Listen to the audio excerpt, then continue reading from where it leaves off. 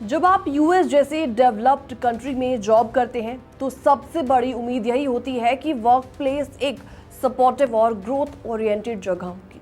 लेकिन कई एम्प्लॉयज बोल रहे हैं कि असली प्रॉब्लम उनके काम से नहीं बल्कि उनके मैनेजर से है। और शॉकिंग बात यह है कि ये कंप्लेंट्स कई बार इंडियन ओरिजिन मैनेजर्स के खिलाफ लगातार देखी जा रही है।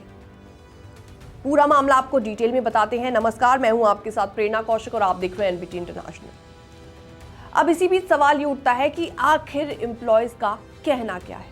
कई H1B वीजा वर्कर्स अपना एक्सपीरियंस बताते हैं कि जब भी वो सैलरी हाइक या प्रमोशन की डिमांड करते हैं तो जवाब मिलता है be happy with what you are getting. यानी मैनेजर्स अपने स्ट्रगल वाले दिनों की कहानी सुनाकर एम्प्लॉयज को गिल्ट फील कराने लगते हैं।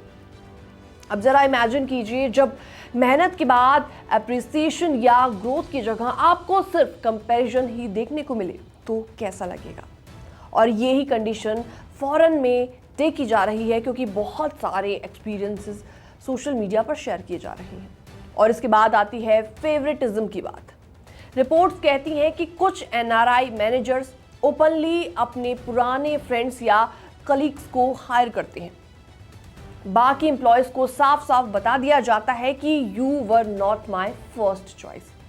अब जरा सोचिए, ऐसा सुनने के बाद टीम में ट्रस्ट और मोटिवेशन कैसे बचेगा। तो ऐसे में एक्सट्रीम केसेस में तो कुछ मैनेजर्स बुलिंग कंप्लेंट्स इग्नोर कर देते हैं, सबऑर्डिनेट से पर्सनल काम कराते हैं और इंटरव्यू में कैंडिडेट को अननेसेसरीली हार्शली जज भी करते हैं। ऐसे में माहौल एम्प्लॉयज की कॉन्फिडेंस बढ़ाने के बजाय काफी ज्यादा टूट जाता है। सवाल ये उठता है कि ऐसा बिहेवियर आता कहां से है। तो ऐसे में एक्सपर्ट्स का कहना है कि ये एक स्कार्सिटी माइंडसेट का नतीजा है, यानी years of competition, Q culture और सर्वाइवल प्रेशर की आदत। इंडिया में काम करने का माहौल हमेशा से टफ एंड कॉम्पिटिटिव रहा है। कई लोग वही इनसिक्योरिटी अपने साथ अब्रॉड भी ले जाते हैं। रिजल्ट सुपर स्ट्रगल, जेलेसी और पुलिंग डाउन कल्चर। लेकिन हाँ, क्रिटिक्स ने यह भी कहा है कि ये सिर्फ इंडियन ओरिजिन मैनेजर्स की प्रॉब्लम नहीं है, बल्कि बैड लीडरशिप किसी भी नेशनैलिटी में हो सकती है।